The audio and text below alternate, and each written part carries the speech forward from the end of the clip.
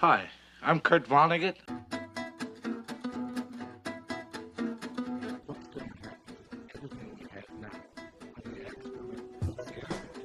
It is the centennial, the 100th birthday of Indy's own Kurt Vonnegut. Sadly, he is not here to celebrate with us. I don't know what it would be like if Kurt Vonnegut were actually here to celebrate his 100th birthday. I know he had a great age joke when he talked about his smoking that we might get into here in a little bit with Julia Whitehead. She is the founder and CEO of the Kurt Vonnegut Memorial Library and Museum, and Chris Cecil, who is the chair of the big centennial event. It's happening November 3rd through the 12th. Several events happening over those days.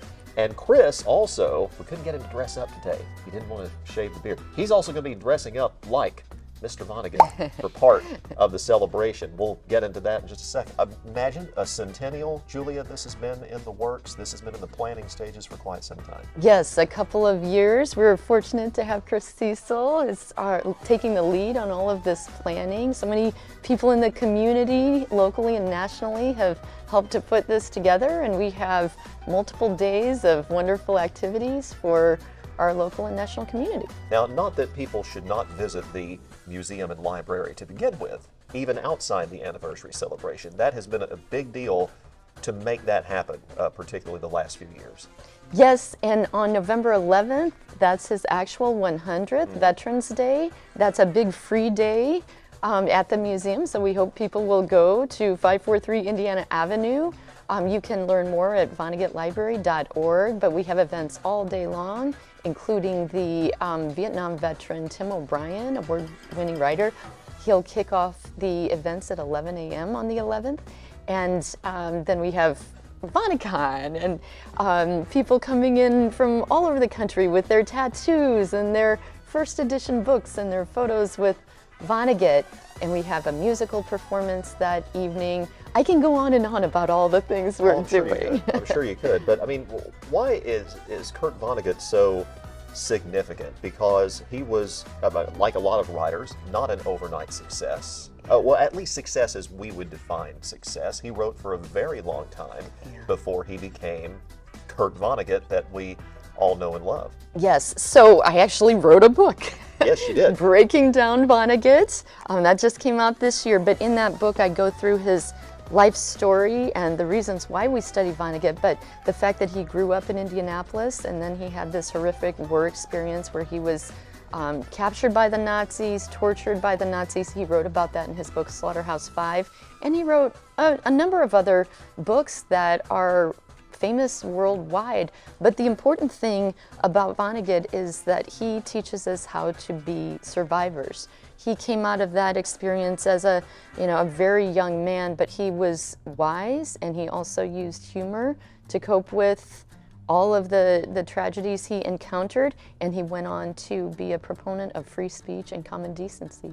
Very much so, and you're going to have an event actually tied to your book on Thursday the 10th, correct? Yes, that's right. I'll be heading to Indiana State University in Terre Haute, where there will be a free event for anyone to attend. So again, please go to VonneGutLibrary.org to sign up for that. One of Vonnegut's short stories was about two Holocaust survivors.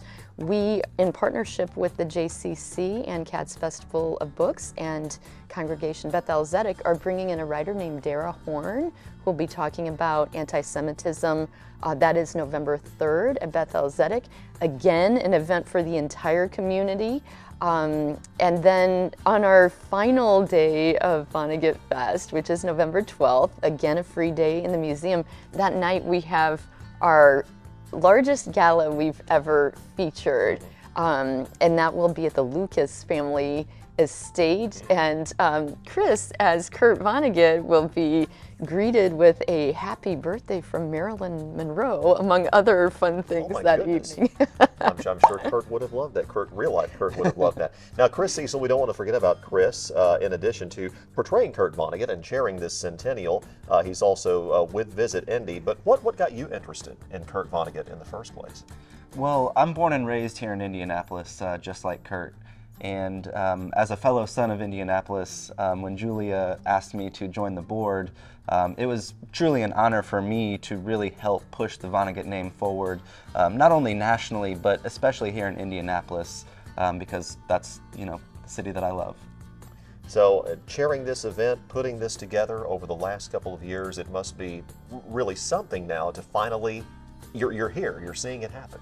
Yeah, it's certainly been quite a long few years. I also had the birth of my first son about 11 months ago. So Is he named Kurt? Not named Kurt. Doggone it. I know, right? My wife wouldn't let me do that one. That was my first choice, but we landed on Cooper. But yeah, I mean, between everything that's been going on, we've had just a year-long celebration, really, with events every single month.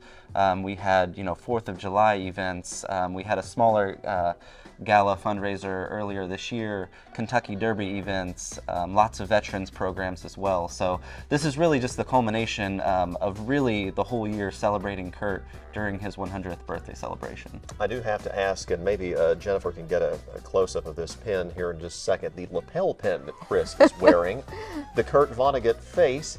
Is that something that the rest of us can find at the museum by chance? Can we? Definitely, yes. All right. We have an amazing museum store, tons of great Kurt gear, Vonnegut stuff, including the pins, so we can definitely get you hooked up with one. Excellent. Now, you get to portray Kurt Vonnegut for part of the convention. Is this going to be at VonneCon? Is this going to be at the Centennial? Is this going to be both?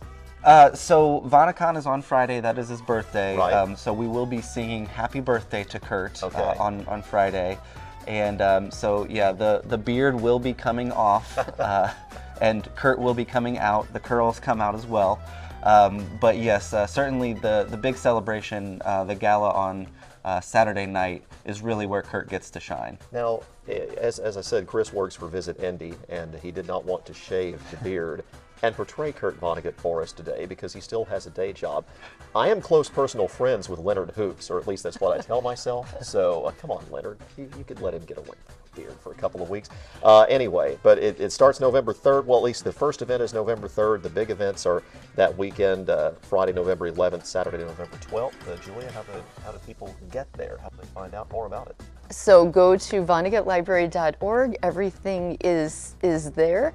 But I want to mention something about Leonard Hoops. Absolutely. Leonard is actually the recipient of the Kurt Vonnegut Humor Award. So I don't know Yes. if you've heard his humor, his comedy, but Backstory, Leonard and I did a celebrity stand-up comedy event together many years ago. I was still at radio at the time. Celebrity, quote unquote, for some of us, more so than Leonard. Leonard is a funny guy. he's a funny guy. He is hilarious. Kurt Vonnegut Centennial, it is going to be a tremendous event. Go check it out. We'll have all the info, all the links at WRTV.com. Is there anything that we forgot to talk about? Because I would be remiss. I don't want Kurt to come back here like he showed up at Rodney Dangerfield's dorm and back to school. And another thing, Vonnegut, I'm going to stop payment on a check. What's that? Me. Hey, Kurt, you read lips. You. Thank you for coming by. Thank you for talking about Kurt Vonnegut. And go check out all of the events of the Kurt Vonnegut Centennial. The info is at WRTV.com.